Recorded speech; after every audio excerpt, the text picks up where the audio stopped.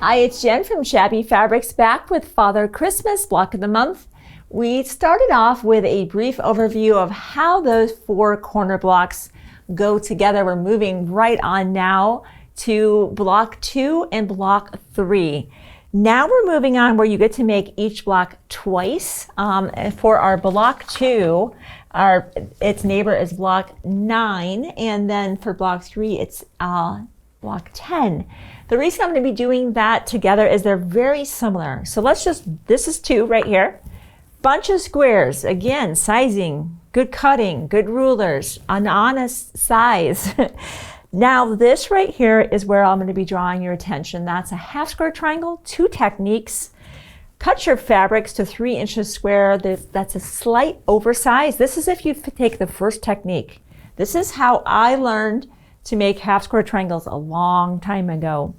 And back in my day, we would place the 2 fabrics right side together, and I actually drew a line corner to corner, and I had to sew a 1/4 inch on either side of that. Creative Grid, being the clever company they are, said, you know what, people are a lot more accurate sewing on a line than finding a 1/4 inch away from a line. And they created the seam guide, and that's what I've done. I placed that corner to corner, drew a line, and sewed on that line. That's our first approach right there. And we'll cut that on the diagonal. Now keep in mind we are oversized, so we will need to be doing some squaring up to bring that right into 2.5. If you do not like to square up, instead of following the instructions and cutting those to 3 inches, you would cut yours to 2 7/8. Just know if you do that though, there is nothing to square up. So you need to be extremely confident about taking that approach.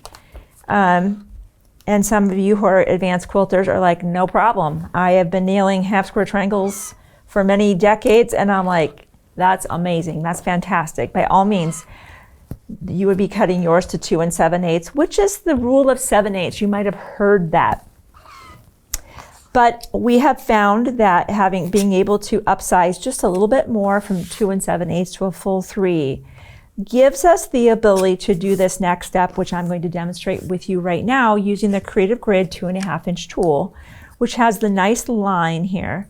And I'm going to sit that right on top of that small little half square triangle so I have a chance to square up on all 4 sides. This takes a little bit of time, but the results are fantastic. When you consider how many pieces are going into the block, everything needs to be going in accurately. And then still, it's on you to sew that accurate 1/4 inch seam allowance.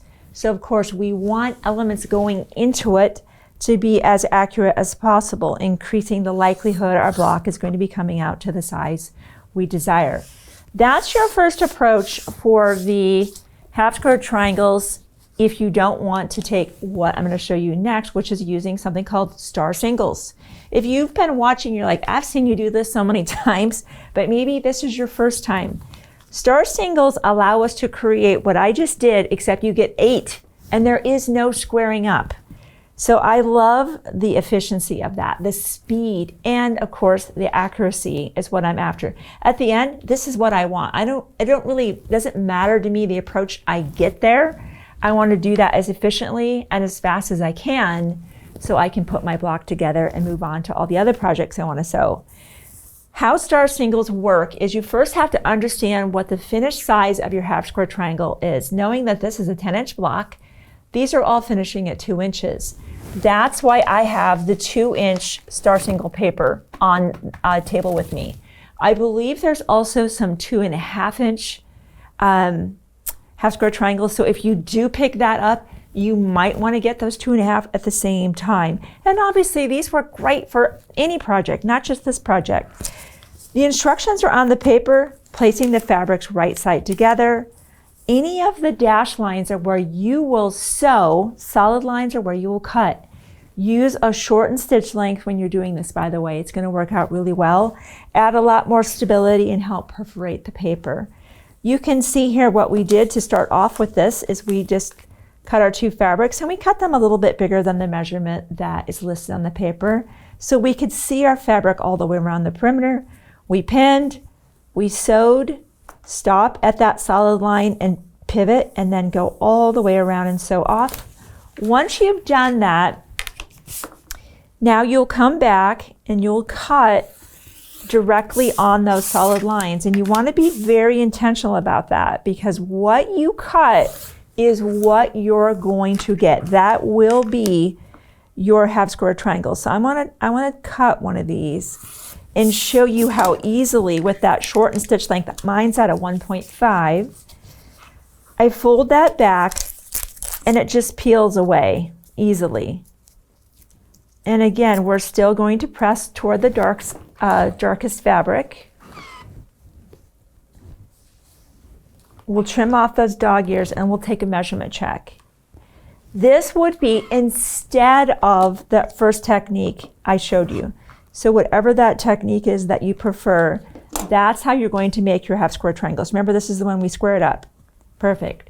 Except now I get 8 of these things. I love that, right? So you pick whatever way you want to make those half square triangles. The traditional approach, using the seam guide or drawing the line, or the star singles, and you will create all of the star singles here. This is just simple squares sewn together. And now let's bring out those elements so you'll see that. This is kind of the bottom. There's our middle. And we have our upper corner on the left. Guess we even have that portion.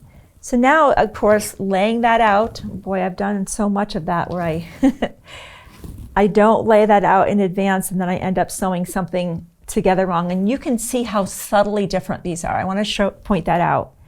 At first glance, I thought that was the same fabric, but notice this has that lighter blue snowflake. So just be very intentional about when you lay this out that you do have the fabrics in the right location. So you're not doing a bunch of seam ripping. And then I've got one more here, just like that. Once we have that, of course, right sides together, sewing that, pressing per the instruction, and then you're sewing these rows together. And then, of course, joining that here and joining all of your rows. Pin every place when you're ready to do final assembly on this. Pinning is important. I wanted to take a little time to talk about that. You're not just going to stack this on the left and pin left to right. That's not what we're doing. Get those interlocking seams dialed in first. That's the part that matters, these points coming together. Pin in those places and then make everything else fit that. That was definitely a message I did not hear as an early quilter. I just pinned left to right, and of course, you can imagine, it didn't exactly pan out to be very accurate at all. There are many times where I'm doing a little bit of pushing and a little bit of pulling, a little bit of repressing to make it fit. That's just quilting, right? Sew your 1/4 inch seam, okay? Attach the upper row, and this is how we did press that block. I want to give you a good look at that. Let me just clean this away so you're not having to look through all of that. And this is how we press the back of our block right there. All right, let me clean up just a touch. Again, moving on to block 3, as we examine that, do you see how it's really the same? It's half square triangles and squares, just oriented a little bit differently. Let me clean up, I'll bring those out and you'll be able to see our block, how we pressed it, and we'll just talk about a few pointers with assembly. So for your block 3, now it's the same as block 2, squares, half square triangles. Choose your favorite technique for making those half square triangles, whether it's the seam guide or your star singles, and lay everything out. I think that's one of the most complicated blocks to lay out because some of the fabrics are kind of similar. Get everything laid out, and you can see the center row is just squares sewn together. Even this kind of sashing, let me kind of break that apart. And this is, of course, when you have your elements right sides together, sewing the 1/4 inch seam allowance, pressing per the instruction. So you're going to have your units here, as well as your patchwork, right side together, pinning in those points that are the most important first, everywhere else second, just like we mentioned previously. and everything's getting sewn together there. Very straightforward, very similar to block 2. Now we know block 4 in the corner, we already did that, right? That was part of our first video because we made those 4 blocks. We're going to be moving on to this block here as we continue through Father Christmas.